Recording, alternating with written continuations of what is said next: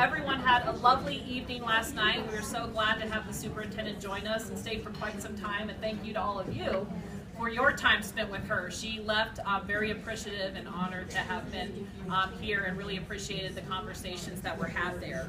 So just as a reminder, please make sure that your cell phones are on silent mode. And the hotel staff has also asked us to remind you that we need to check out of our rooms by noon today. So there will be a break, so please be sure to check out your rooms if you haven't done so already. And we have a little audible that's happening this morning, which is really a great opportunity. As you know, there has been a proposal out by the governor, and we have had numerous conversations on that, both here throughout this weekend, as well as through email, through other items. And we are so lucky and honored to have Don Wallace, who is the governor's education advisor, who was able to join us here today to talk a little bit about what the governor's proposal is. Unfortunately, it's going to be a very quick opportunity because we needed to move some things around. She was able to move her schedule around, so we won't have any questions for that. But I think it's a really lucky time to hear from Dawn. And Dawn comes with an immense amount of experience. Dawn has worked for a number of gubernatorial administrations, both Republican and Democrat. She's also been the education advisor as well as the budget advisor for both the Senate and House Majority caucuses. She's worked at the Office of Strategic Planning and Budgeting, dealing with budgets both at an educational level, higher ed, K-12, but also on a statewide level. So there's no better person with that kind of experience, but really what sets Dawn apart is her commitment to really getting the details right when it comes to making good policy, and also her commitment and passion for public education. She brings that experience with her to the governor's office. And so without further ado, I'll have Dawn talk about what the governor is proposing.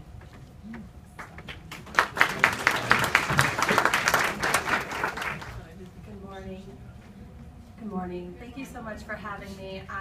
I wanted to thank ASBA, Tim, and Janice for allowing me to steal a little bit of your time today, and to John David for giving me a little bit of his time today.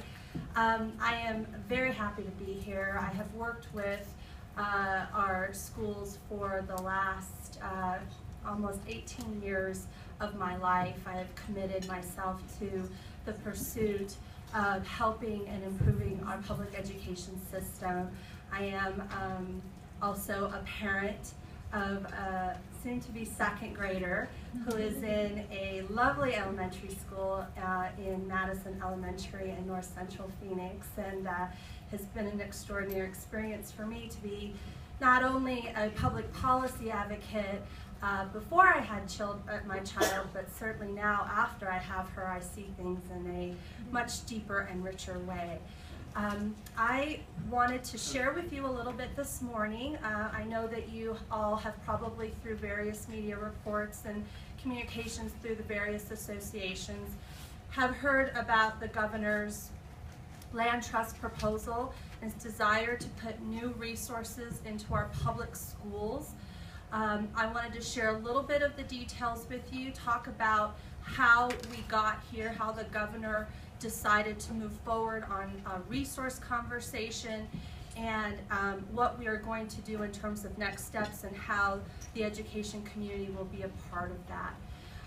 Very simply, the governor has been focused since his administration began in January on ways that we can improve our educational system, beginning first with ideas around efficiencies in the school funding formula, and then going on to how we can support our excellent schools become better and help them replicate, and also to help our schools that struggle, who need a helping hand, and the people who work there, who work so diligently every day to find a way to move the needle on performance and quality.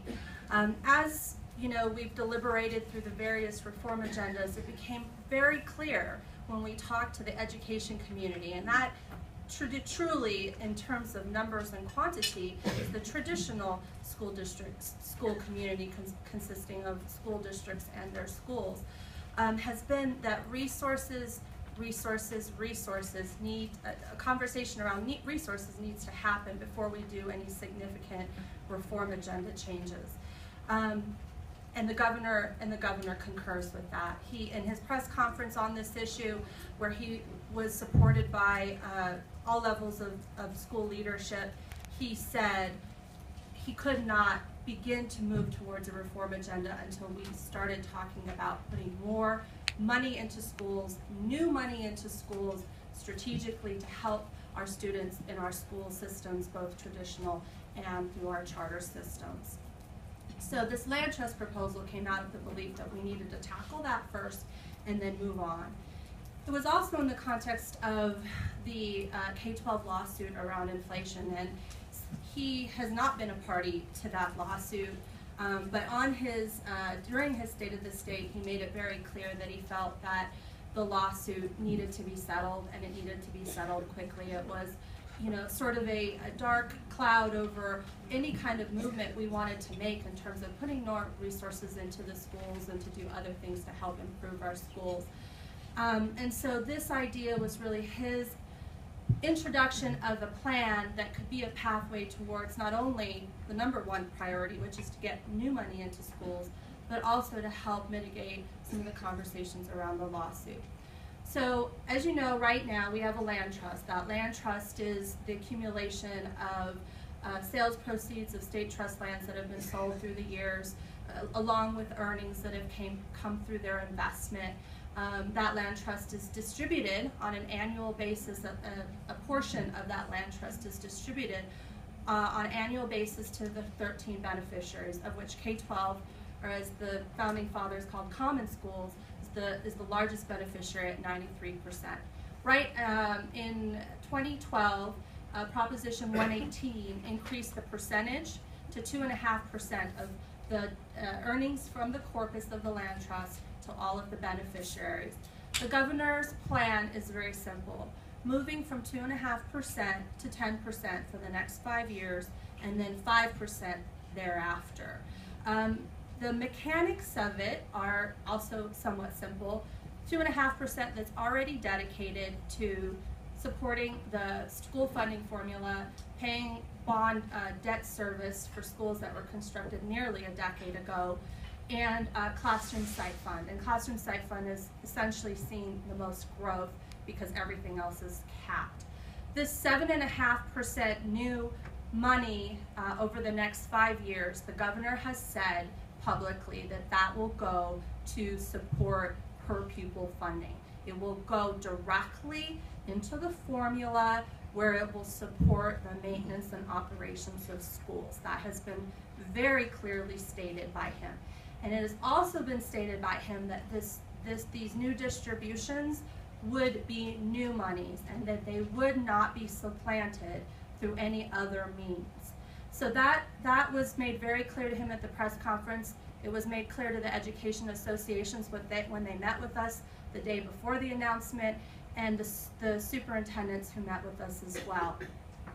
In addition, the governor committed during his administration that he would, in fact, support inflation funding in the budget process through the school finance formula.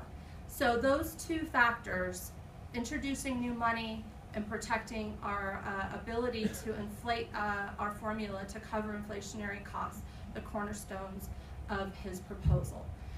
Now, we've heard a lot of feedback, and the feedback has really been, well, that sounds great, but the devil is in the details. And it is, no question, because you have, this is a ballot referral.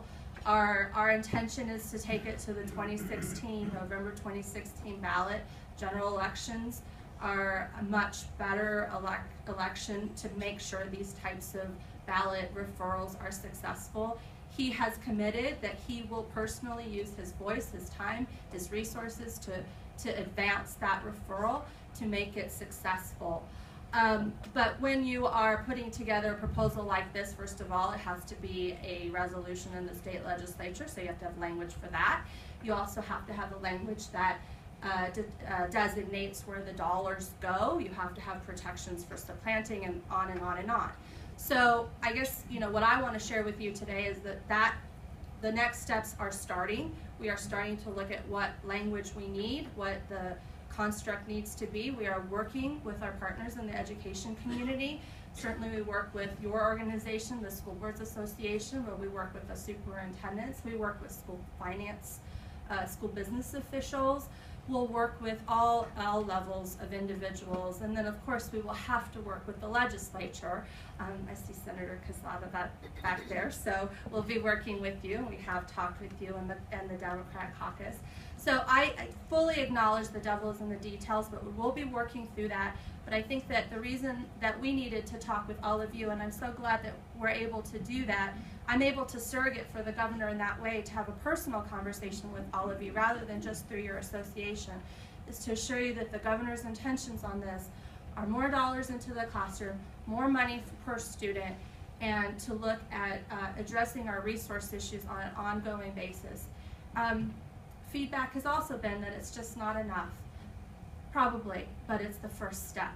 And every reform, every plan needs a first step. And $300 to $25 million to $350 million is a really good first step.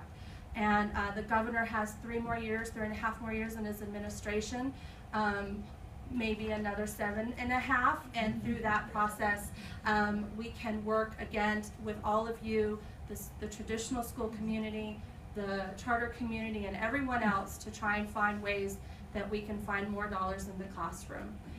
And with that, thank you very much for having me here.